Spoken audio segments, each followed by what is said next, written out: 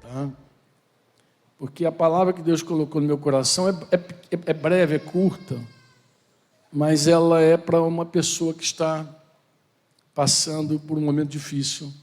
Vou usar a expressão bíblica e a expressão também que nós cantamos, né? O Vale da Sombra da Morte. Eu não sei se você em algum momento já se viu, já se sentiu, já se encontrou, já se identificou com o Vale da Sombra da Morte. Em 2002, eu estava passando por um tempo também muito difícil, que foi um tempo, literalmente um tempo de 7 anos. Eu fiquei de 2002 a 2009, debaixo de uma angústia e de uma depressão muito grande. E eu sei que nessa hora, quando alguém está vivendo um drama desse, a pessoa começa a questionar um monte de coisas, né? Mas também é tempo de orar, porque a palavra diz claramente que os que sofrem devem orar. Está alguém sofrendo? Faça oração. Está alguém alegre? Cante louvores, né? Hoje nós estamos aqui rendendo graças, cantando louvor e tal, mas se tem alguém sofrendo, deve orar.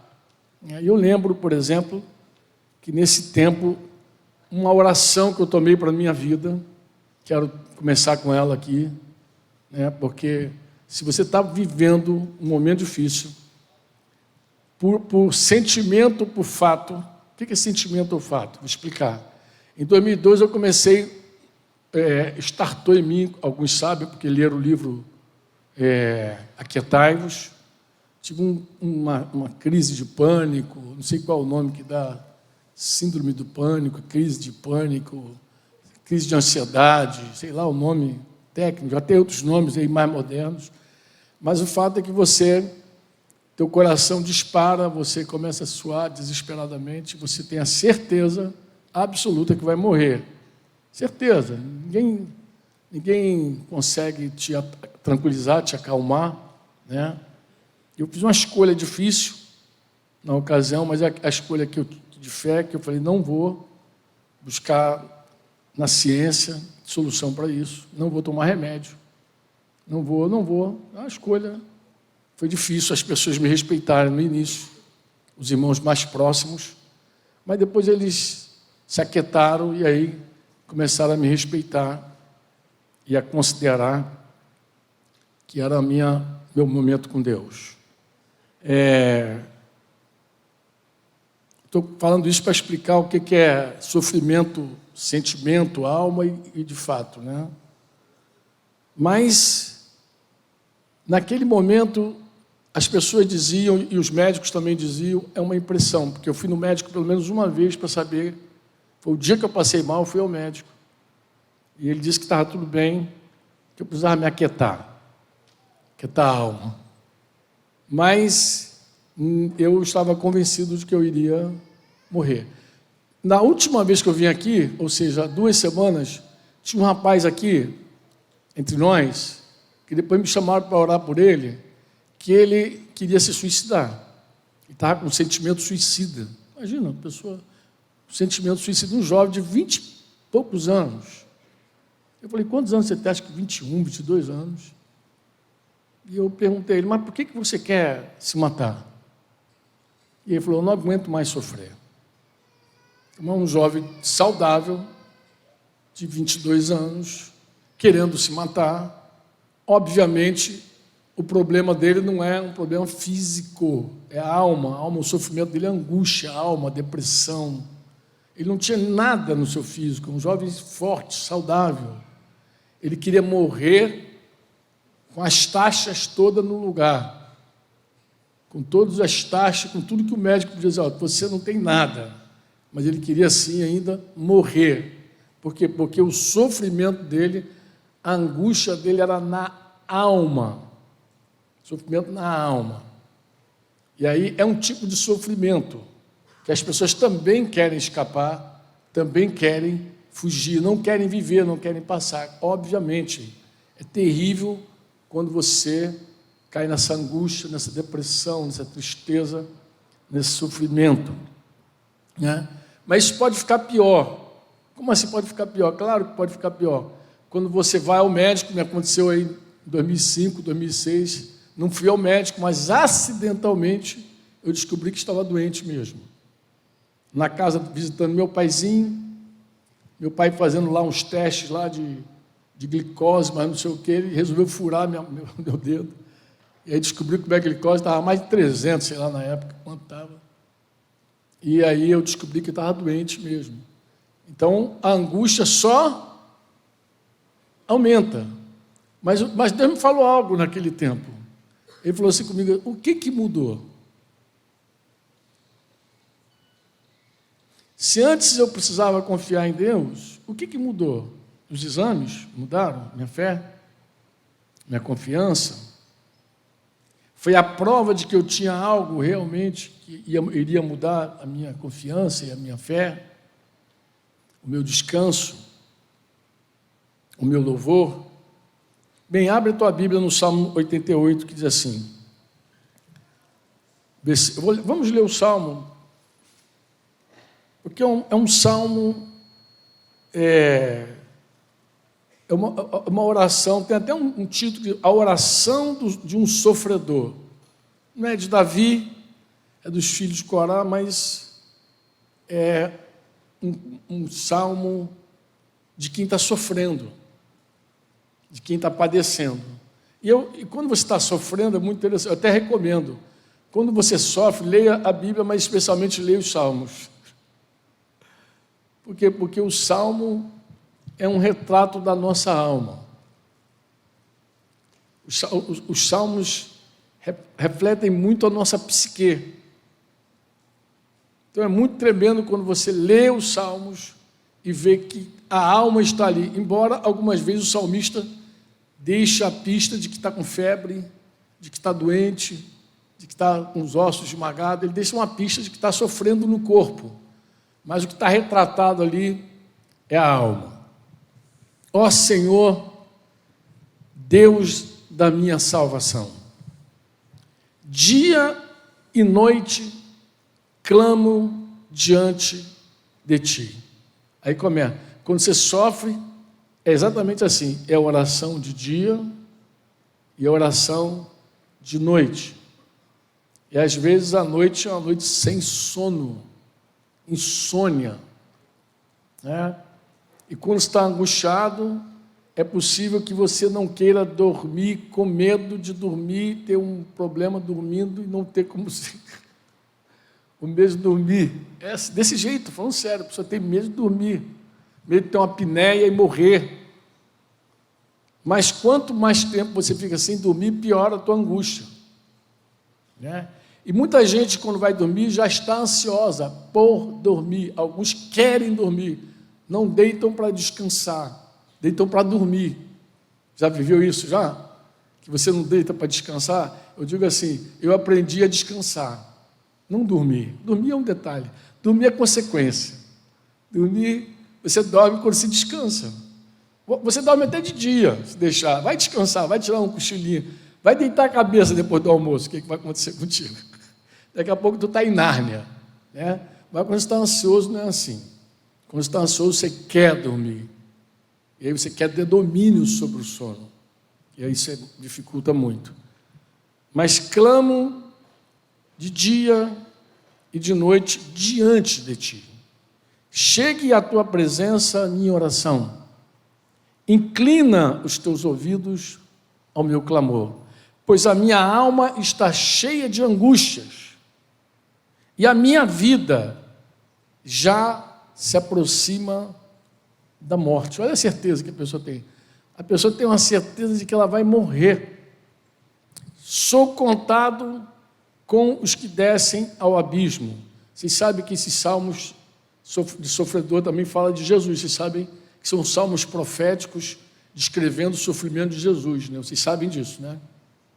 Sou contado com os que descem ao abismo. Sou como um homem sem força. Já ficou sem força para cantar, para orar?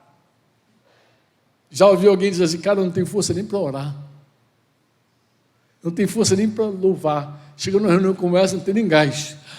Aí vê a potência dos irmãos aqui cantando aqui, fica assim, procurando, e não encontra. Sem forças.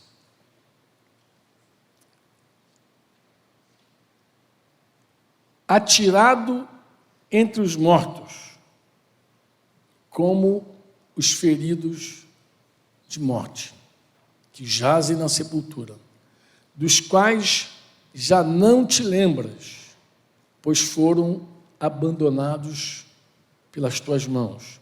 Ele está descrevendo um sentimento difícil, mas que muita gente tem, sente. O que é? O abandono de Deus. É como se Deus tivesse se esquecido de você, cansou dos teus pecados. Só Deus deve ter cansado. Eu piso tanto na bola com Ele que Ele cansou de mim, desistiu de mim, não quer mais saber de mim. E eu estou lançado como alguém que está, como um indigente, como um corpo aí que Deus não dá atenção, né? Puseste-me na mais profunda cova, nos lugares tenebrosos, nos abismos. Você percebe que ele agora começa a colocar a responsabilidade em Deus. Ele começa a atribuir a Deus aquela condição. Por quê, irmãos? Porque quando a gente começa a sofrer, um dos nossos grandes problemas é querer encontrar culpado. Como se ao encontrar o culpado dos nossos problemas, a solução fosse brotar. Mas a solução não brota quando encontramos os culpados. O problema não se resolve encontrando o culpado. Nem quando você acha que Deus é o culpado. Que Deus te abandonou. Que Deus não fez nada naquele dia. Que Deus não agiu. Que Deus não te socorreu. Né? Cadê o Deus bondoso, o Pai de amor? Sobre mim pesa a tua ira, tu me abates com todas as tuas ondas. E assim que a alma se sente, uma onda após outra onda, após outra onda e após outra onda. Por quê? Porque em meio a uma onda e outra, tu tem um respirozinho assim, um refrigériozinho assim, como se você estivesse saindo da água, mas aí vem outra onda e já te sepulta novamente, e você tenta sair, e vem outra onda e te sepulta, e é assim que a pessoa se sente, uma onda após outra onda. Afaste de mim os meus conhecidos.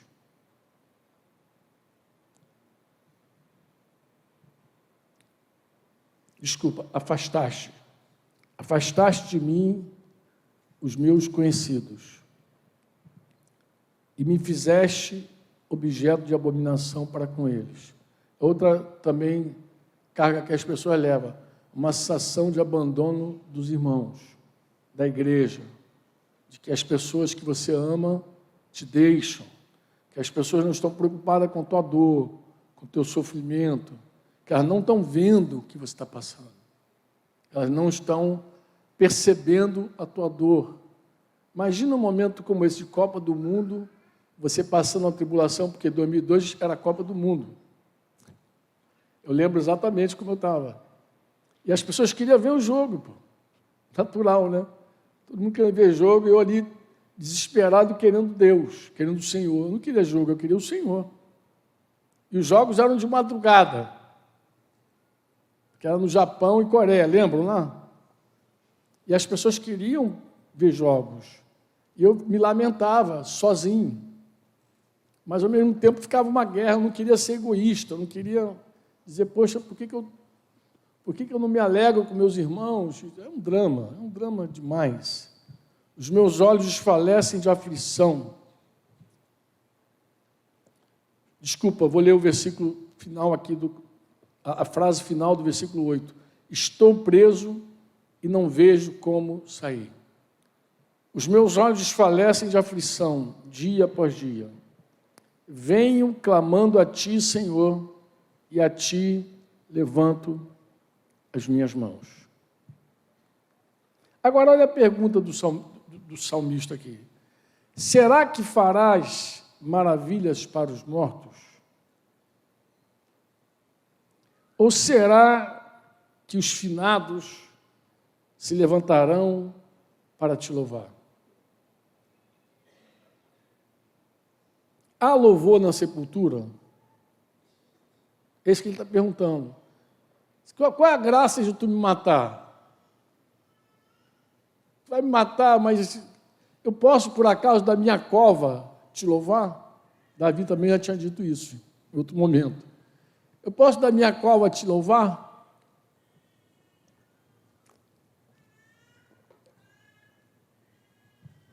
A tua bondade será anunciada na sepultura? Será que da sepultura eu posso proclamar a tua bondade? A tua fidelidade eu posso falar nos abismos? Acaso nas trevas se manifestam as tuas maravilhas?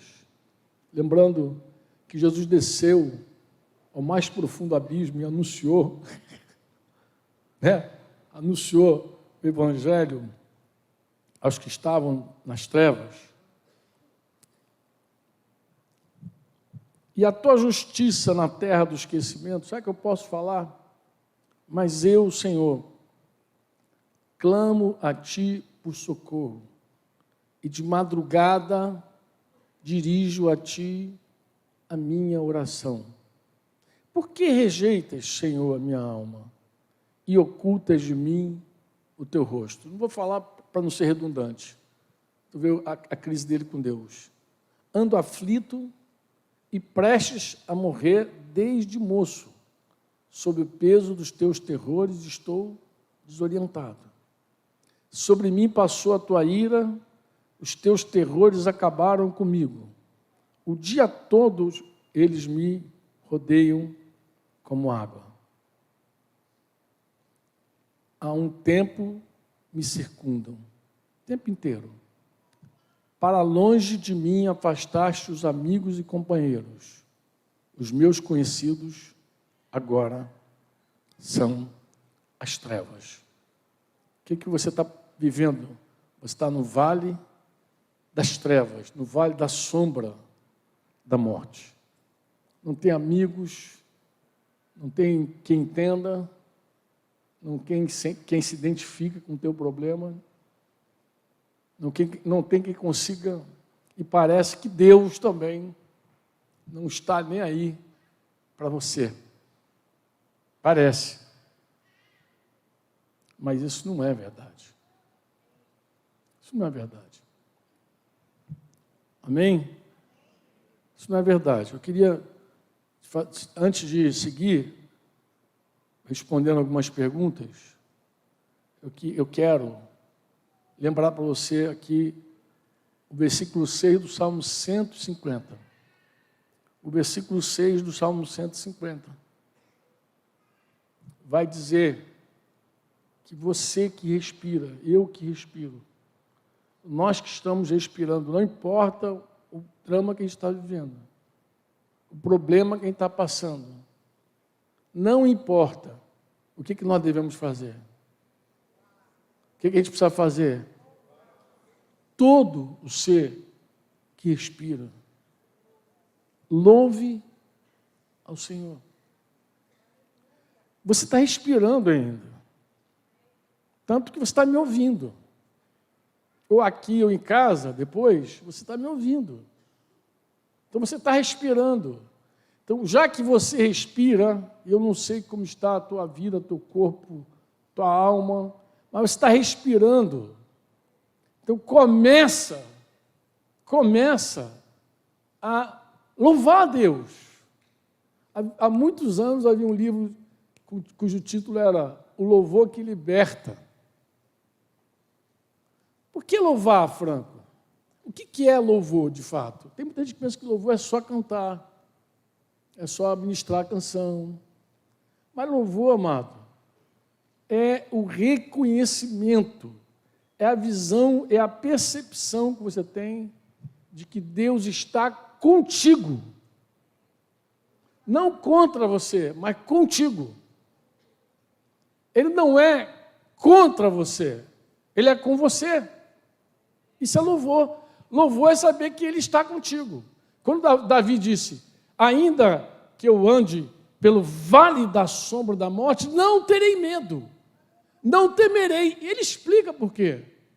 Porque tu estás comigo, pô. Você está comigo, não tem por que temer. A tua vara e o teu cajado me consolam. O louvor, irmãos, ele traz a memória. Ele traz a memória que nos dá a esperança. O louvor, ele traz a memória as verdades, porque não dá para você louvar a Deus sem falar a verdade. Sem falar que Ele é bom, que Ele é benigno, sem falar que Ele é maravilhoso, que Ele é o Salvador da tua vida. Que você andava em trevas, perdido, desorientado, todo quebrado, falido. E o Senhor estendeu as mãos para você e te deu a vitória. Ele te resgatou das mais profundas trevas e tirou você. Aleluia! Foi assim mesmo. Glória ao teu nome, Senhor. Aí não dá para louvar sem lembrar da bondade de Deus. Ele diz, todo ser que respira, louve. A sepultura realmente não tem como.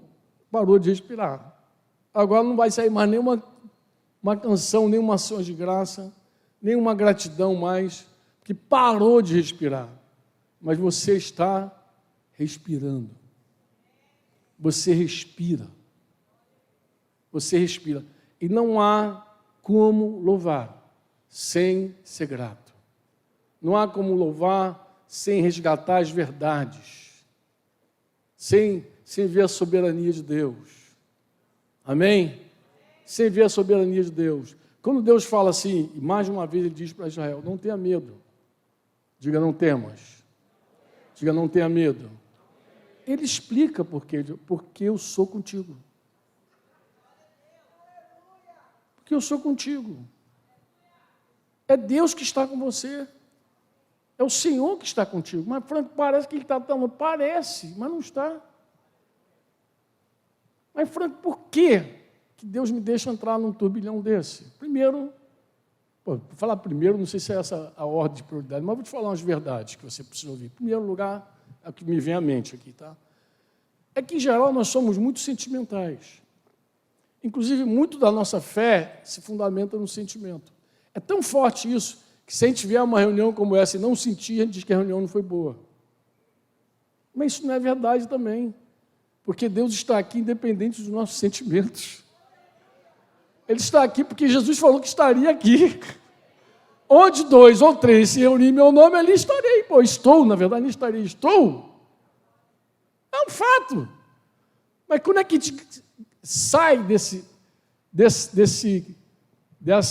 vou falar assim, quando é que a gente se emancipa desse governo dos sentimentos?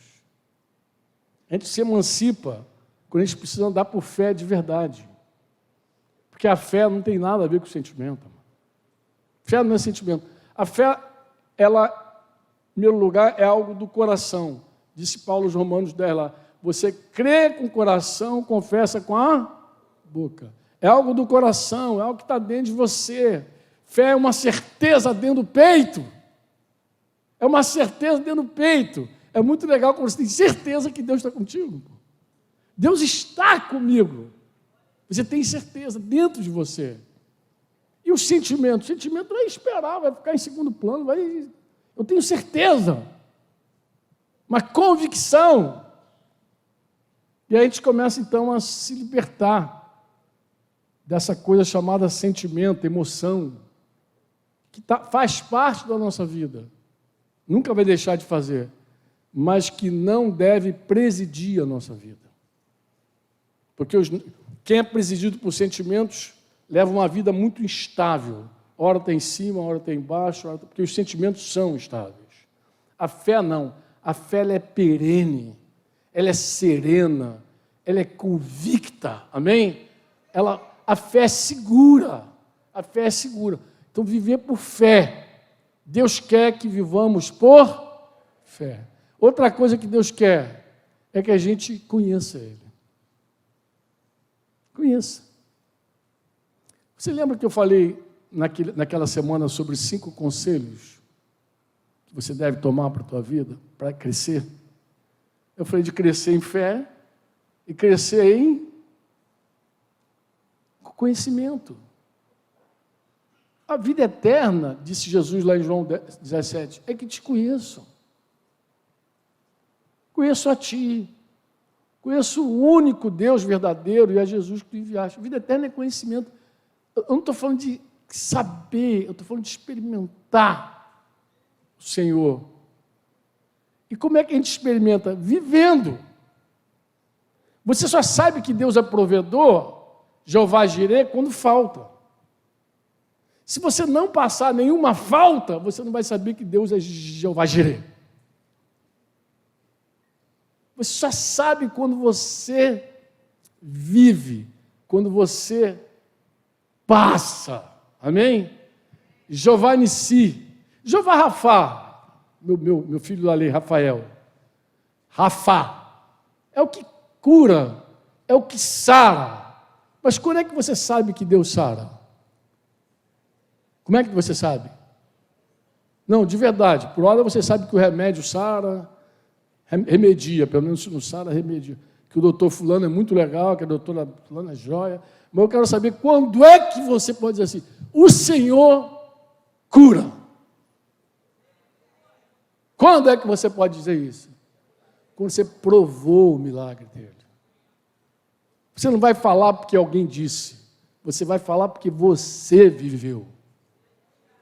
Eu vivi, eu passei pelo vale da sombra da morte, eu provei a cura de Deus no corpo, na alma, no coração. Eu fui provando, fui conhecendo o Senhor, fui experimentando Ele na minha vida.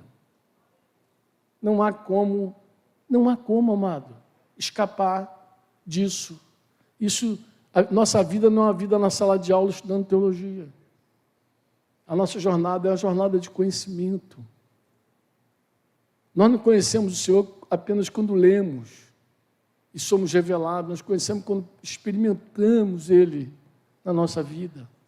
Você diz amém ou não? Diz amém? Outra coisa que acontece durante esse processo duro é que nós somos transformados, o caráter é mudado. Lembra de Romanos 8? Romanos 8, você lembra? Você já guardou já, né? Guardou ou não? Qual é o texto mais famoso de Romanos que você conhece? Romanos 8, 28. E o 29 diz que do propósito dessas coisas, né? Porque aqueles que de antemão conheceu também os predestinou para ser conforme a imagem de seu filho, não é isso? Ou seja, Deus faz com que todas as coisas cooperem para o nosso bem, mesmo essas coisas que você está vivendo agora, vai cooperar para o teu bem, de algum jeito. Tu não está entendendo, mas vai cooperar. Por quê? Porque no plano divino, Ele quer transformar, conformar a tua vida, o teu caráter com o caráter de Jesus. É isso que vai dizer aí. Sabemos que todas as coisas cooperam para o bem daqueles que amam a Deus, daqueles que são chamados segundo o seu propósito. Ele vai explicar o propósito no versículo 29. Qual é o versículo 29? Os que, de antemão, aqueles que Deus de antemão conheceu, também o quê? Para o quê? Para ser conforme a imagem, o caráter de Jesus. Você nunca mais será a mesma pessoa. Nunca mais será. Você passa por isso e quando sair do outro lado, você é outra pessoa. Às vezes as pessoas dizem assim, eu estou tratando um assunto agora difícil numa outra localidade, que eu vejo os irmãos muito preocupados com a reputação. O que vão falar de mim? Estão falando mal. Olha, se tem uma coisa que a tribulação produz na nossa vida, é mudança de caráter. E eu vou te falar mal de você de um tempo não vai te afetar. De boa. Você não vai mais perder o sono por essas coisas que os homens valorizam. Vou te contar uma coisa. Não ri, não. Essa noite, antes de deitar, eu passei o olho no meu WhatsApp, pela última vez, tinha um pastor chileno, me mandou uma mensagem curta, dizendo o seguinte, os meus mais sinceros pêsames.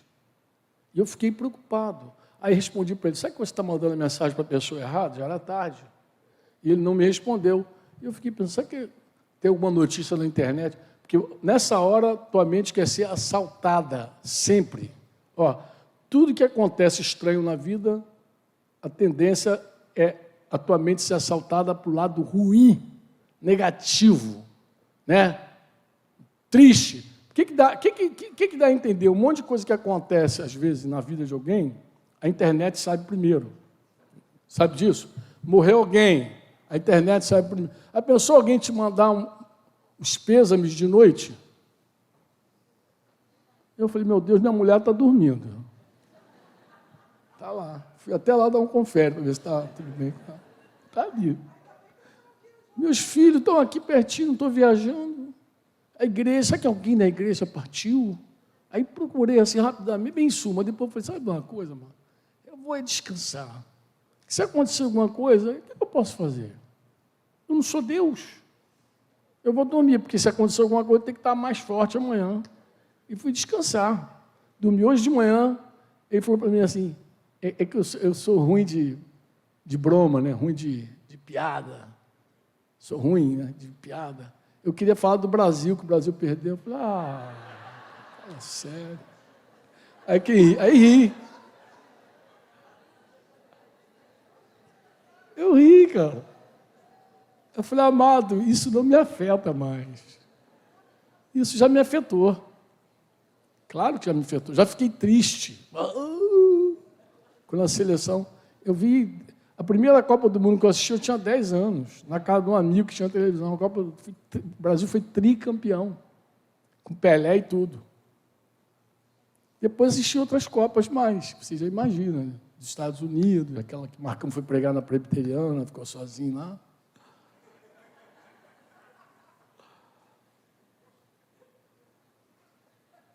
Essa é uma longa história. Mas nada disso me afeta mais. Mas, na verdade, não só isso afeta. Às vezes vejo alguém preocupado. Franco, até falar com o irmão ontem, um querido, falou, o cara está lá, te expondo. Amado, não tem nenhum problema. Para mim não tem nenhum problema. Sabe por quê? Porque o que vale é o testemunho que Deus dá sobre você. Uma ocasião, vou terminar, eu falei que ia falar 10 minutos, falei mais de 10 minutos. Né? Não consigo, né? Vem, Júnior, vem. Uma ocasião eu estava conversando com um pastor, e esse pastor estava muito magoado, ferido, porque haviam falado mal dele, a reputação dele estava... E o cara que falou mal dele foi lá, pediu perdão, se humilhou. Falou, pastor, me perdoa, porque eu emprestei minha língua mesmo para falar mal de você, falei, difamei, tal. Mas ele ainda assim estava chateado. Ele disse que perdoou o irmão, mas ele disse que perdoou o irmão e contou uma parábola para o irmão. Tu conhece a parábola? Do cara que também foi ofendido e o outro quis reparar a ofensa. E ele disse que pegou um papelzinho assim, picou o papel e jogou pela janela assim. Você consegue juntar os pedacinhos desses papéis? Você consegue juntar agora todos os pedaços? O cara falou assim, não. Então, isso foi o mal que você me fez, é irreparável. Falou assim. Ou seja, o pastor entendia que o dano que o cara fez a ele era irreparável. Era como juntar aqueles papéis, essas parábolas de internet, que parecem verdade, mas que não é. Não é verdade. Eu deixei ele um tempinho assim, conversa vai, conversa vem. De repente eu perguntei assim, mas cara, diz para mim, quem é Davi? E ele quase no automático falou assim, o homem segundo o coração de Deus. Eu falei, Davi é o homem segundo o coração de Deus? Claro, pô. Eu falei, como é que tu sabe? Está escrito? Eu falei, isso é que manda. Qual o testemunho que Deus dá sobre você? Porque Deus também dá testemunho das pessoas. O que os homens vão dizer? Rapaz, tu para pensar, eu posso abrir o pecado de Davi agora aqui na tua frente. Eu tinha uma Bíblia em inglês, espanhol, português. Eu posso abrir em outros idiomas e ler o pecado de Davi em outros idiomas. Sei lá em quantos idiomas a Bíblia está traduzida.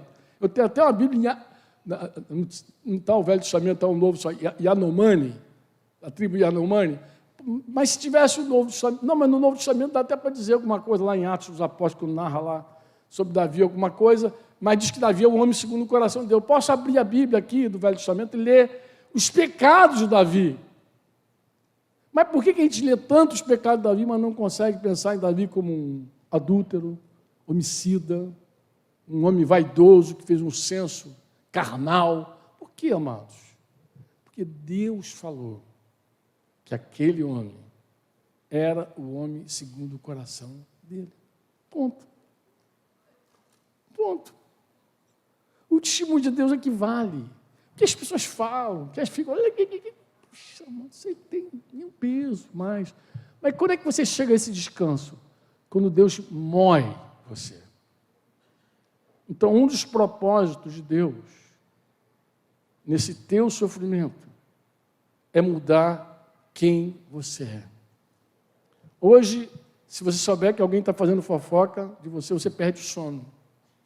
Você nem dorme direito, quer se justificar, quer se explicar, quer dar a tua versão. Amanhã, quando terminar essa moenda, você não vai estar nem aí para isso. Hoje, perder a Copa do Mundo talvez te arranque o sono. Mas, amado, vai chegar uma hora que você vai estar tão livre, tão suave. Você desfruta tudo. Você vai torcer até para Marrocos. Você está livre. Está livre, você está livre. Tuas paixões são outras. Amém ou não? Tuas paixões são... Mas, Franco, como isso acontece? Desse jeito. Dolorido. Diz para mim, fogo. Diga fogo. Diga fogo. O que Pedro falou para os irmãos que estavam sofrendo? Lá em 1 Pedro 4, o que ele vai dizer? Não estranhe o fogo. O fogo ardente, que está batizando vocês, está no meio de vocês. Esse fogo tem um propósito, qual é? Ele vai purificar você. Ele vai provar, porque quando a gente pensa em prova, a gente pensa em exame. A gente pensa em exame. Provar para nós, a gente pensa logo no exame. O exame tem que fazer prova, tem que fazer teste. Não, provar para Deus é purificar. Ele, quando prova a gente, ele purifica.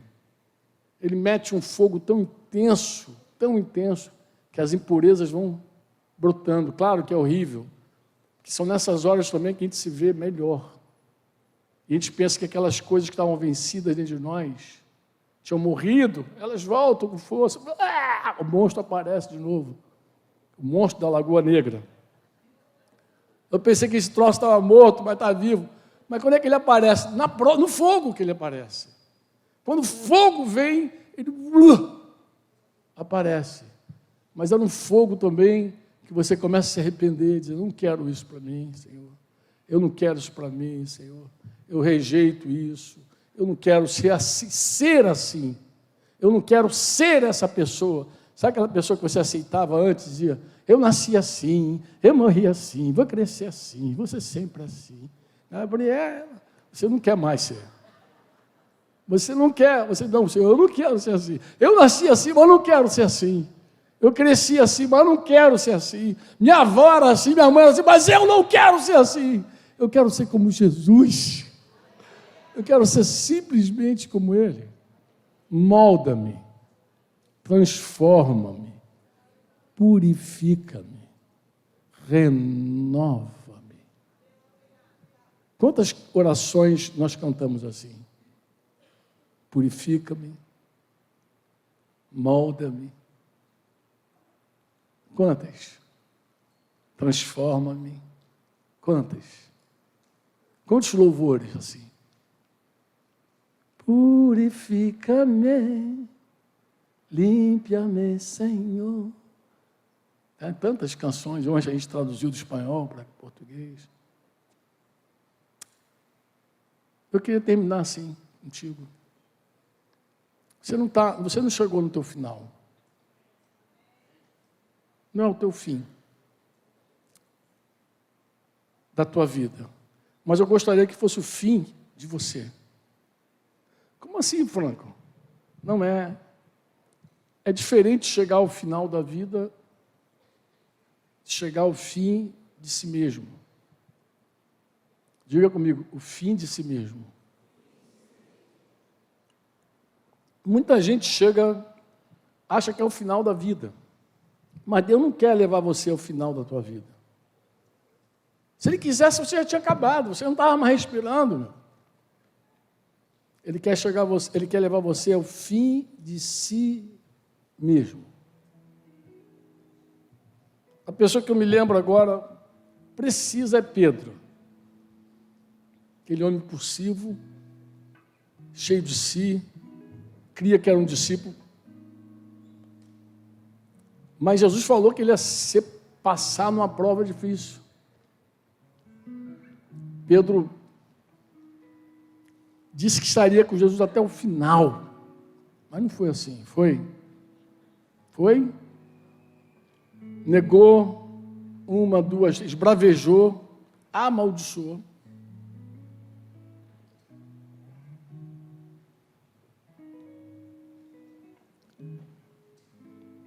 Mas o galo cantou. E depois do galo, nunca mais Pedro é a mesma pessoa.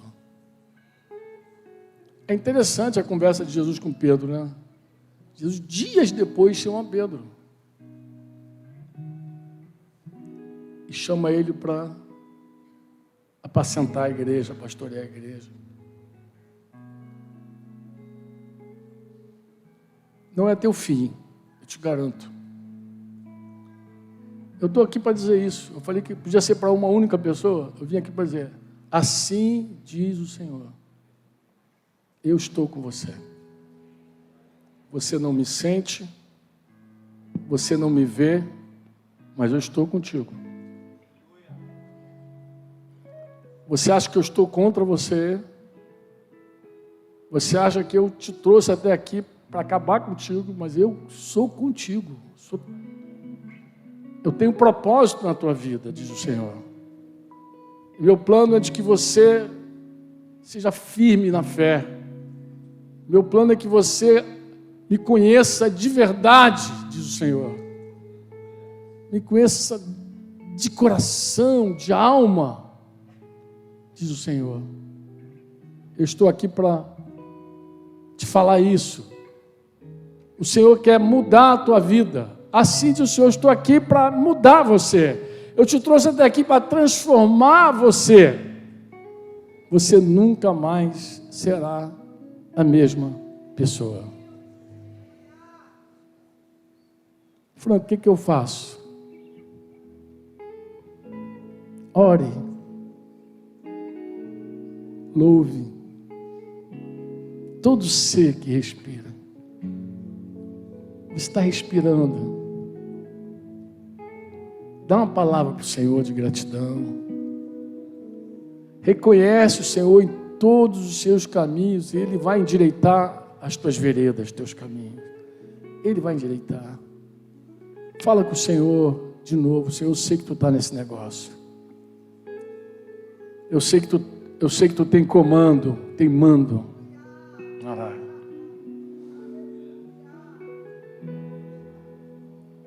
Essa oração boa. Eu sempre digo para os irmãos da música, falei, irmãos, a música, a canção pode ser a resposta, nossa resposta como igreja, a mensagem de Deus.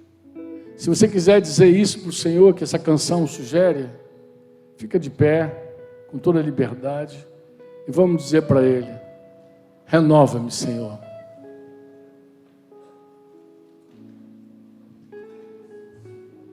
Quem quer dizer isso para Ele?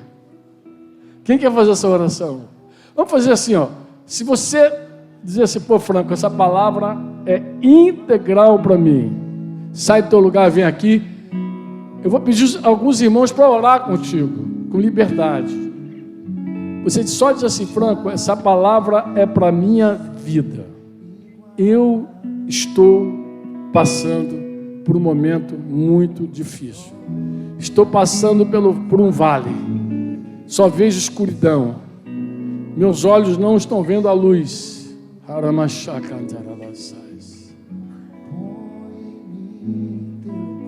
E eu gostaria, irmãos, que vocês que estão aí, que estão num outro momento, vivendo um outro momento com Deus, olhasse para esses irmãos que estão aqui à frente e deixasse o Espírito Santo te guiar até eles, com uma oração, com uma palavra.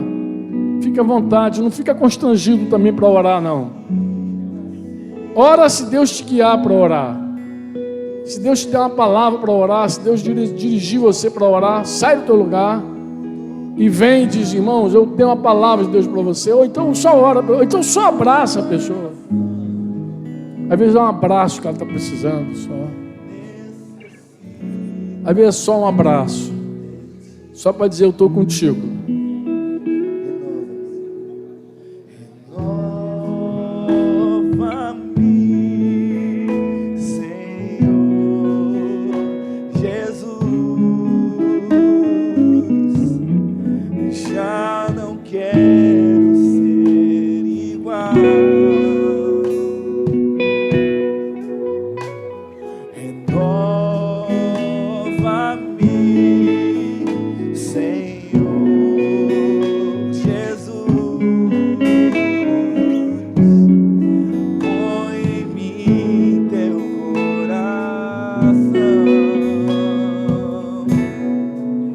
Porque tudo que há dentro de mim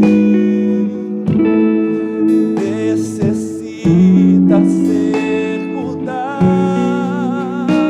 Senhor. Porque tudo que há dentro do meu coração necessita